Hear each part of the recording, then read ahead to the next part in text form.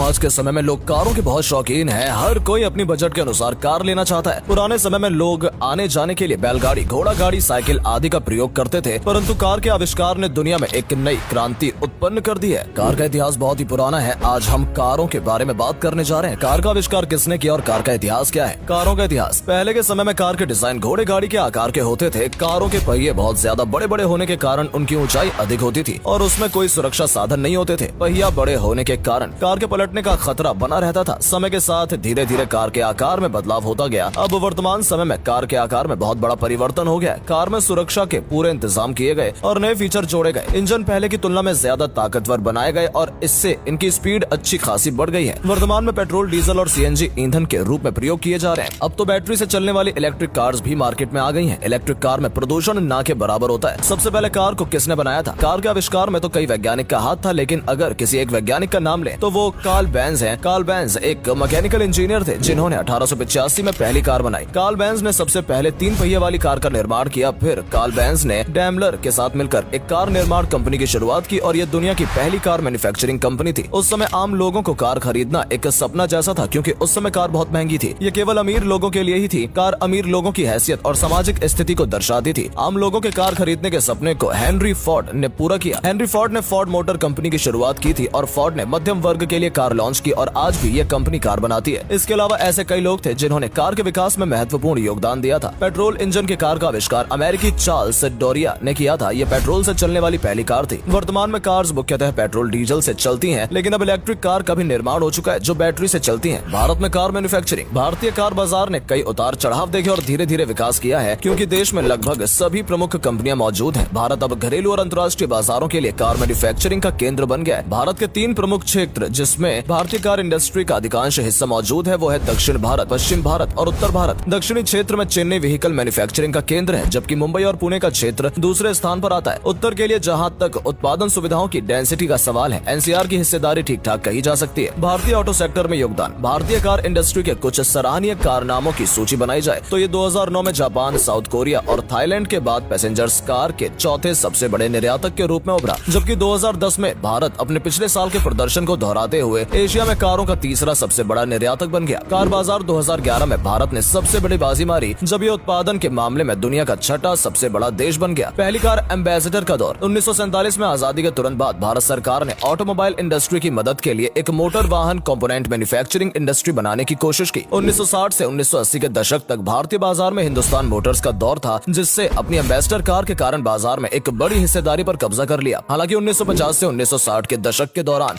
आयात पर निर्धारित व्यापार प्रतिबंधों के कारण ऑटो सेक्टर कुल मिलाकर धीमी रफ्तार से आगे बढ़ रहा था। इंडस्ट्री जगत पर इस मंदी समय के तुरंत बाद वाहनों की मांग बढ़ी, लेकिन ये बहुत थोड़ी थी। मुख्य रूप से ट्रैक्टर और कुछ घरेलू वाहनों की मांग में कुछ हद तक इजाफा हुआ था। भारत में मारुति की एंट्री। 1980 के दशक में 2 कंपनियां हिंदुस्तान मोटर्स और प्रीमियर को पहली बार चुनौती मिली, जब मारुति उद्योग लिमिटेड ने भारतीय बाजार में एंट्री की। उदारीकरण के दौर के बाद उन कार निर्माता की देश में आयात होने लगी, जिन्हें कठोर नीतियों के कारण भारतीय बाजार में निवेश करने की अनुमति नहीं थी। उदारीकरण के बाद मारुति और सुजुकी के बीच साझेदारी हुई। ये किसी भारतीय कंपनी और विदेशी कंपनी के बीच पहला जॉइंट वेंचर था। धीरे धीरे और लगातार हुए आर्थिक सुधारों की वजह से Hyundai और होंडा जैसी प्रमुख विदेशी कंपनियां भारत में आई और उन्होंने देश में अपनी उपस्थिति को मजबूत बनाया। साल 2000 से 2010 तक लगभग हर प्रमुख कार कंपनी ने देश के विभिन्न हिस्सों में अपने उत्पादन प्लांट की स्थापना करके भारत में अपनी मौजूदगी को मजबूत बनाया।